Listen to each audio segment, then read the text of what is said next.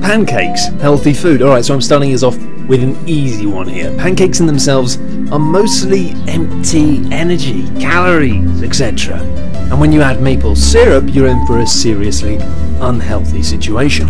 But pancakes can be healthy, which is why they're included in this list. Pancakes made with oatmeal flour, egg whites only, etc., and served with fruits like blueberries, which are rich in antioxidants, are packed with good fats and slow-release energy which can get you through the day.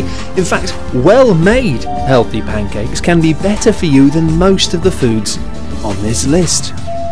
Although eggs contain a lot of protein, vitamin B12, iron, vitamin D, calcium and much more, frying them in any way in either oil or butter packs them with more cholesterol than you want to be consuming in your morning. Try poaching. It's a bit tricky at first, but once you get the hang of it, it's okay.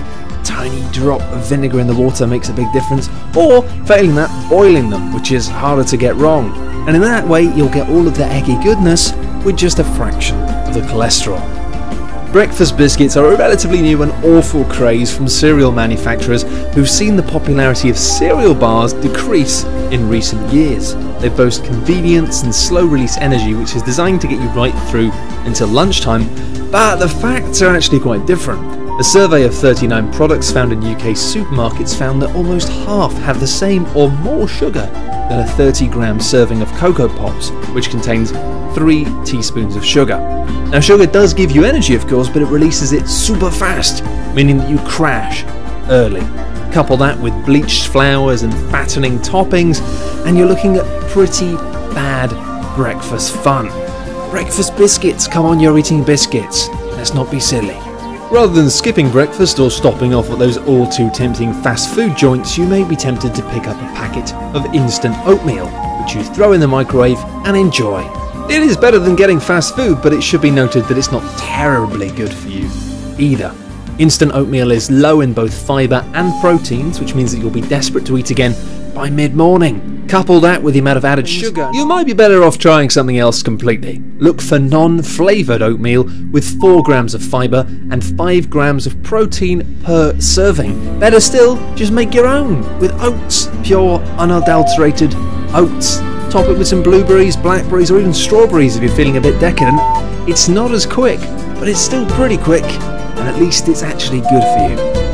Sure, they may sound and, let's face it, taste like a healthier alternative to donuts and other forms of muffins, but most commercially manufactured brand muffins clock in at a staggering 800 calories, with most of it coming from sugar and fat. This is one breakfast food that adding blueberries cannot save.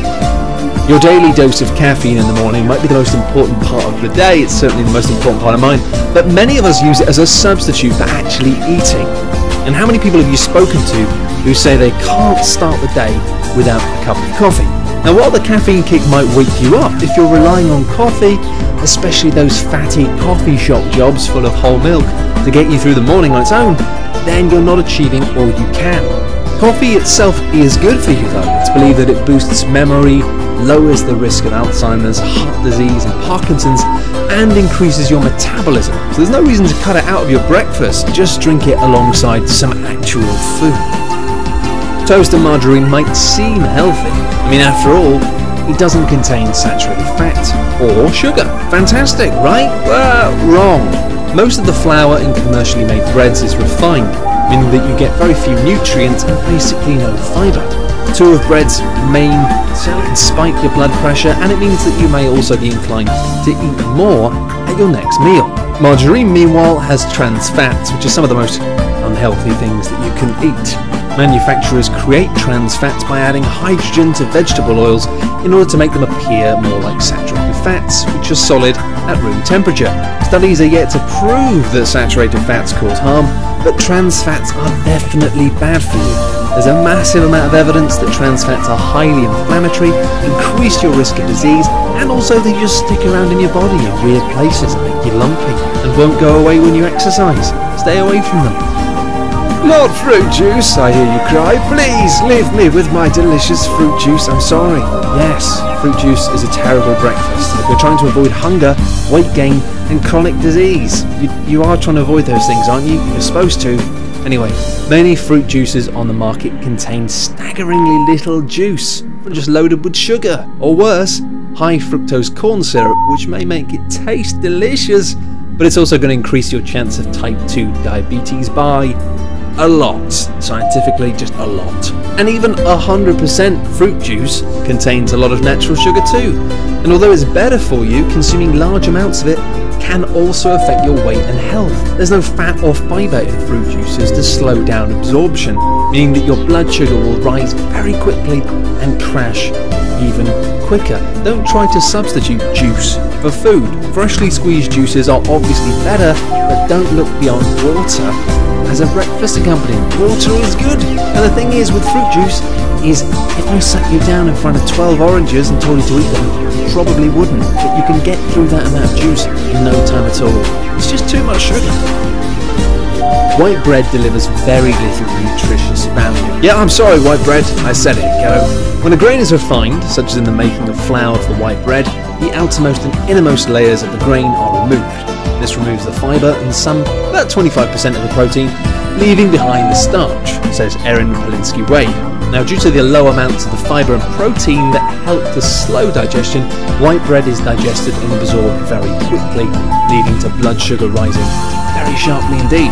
Also, research published in 2010 in the American Journal of Clinical Nutrition found that people who ate several servings of whole grains on a daily basis and a limited consumption of refined grains had less of a type of fat that increases the risk of type 2 diabetes. Basically, just try and lay off the white bread. Quick, easy, refreshing, the staple of breakfast foods for decades. Surely cereal can't be bad for you. Well, it depends. When cereal is bad for you, like the sugary treats which kids and adults alike love, it is very, very bad for you. Packed with sugar, refined flours, and suffers from many of the same vacuum of nutrition that white breads do, and that's before you add in whatever flavourings your favourite brand has. To keep your breakfast cereal healthy, look at granola with natural Greek yogurt maybe, unflavoured stuff of course, and plenty of fresh fruit to give you the slow release energy, vitamins, nutrients, kick you up and get you going until lunch. Don't avoid cereal entirely, but chances are if your cereal is sweet and tasty, then it's not really good breakfast food.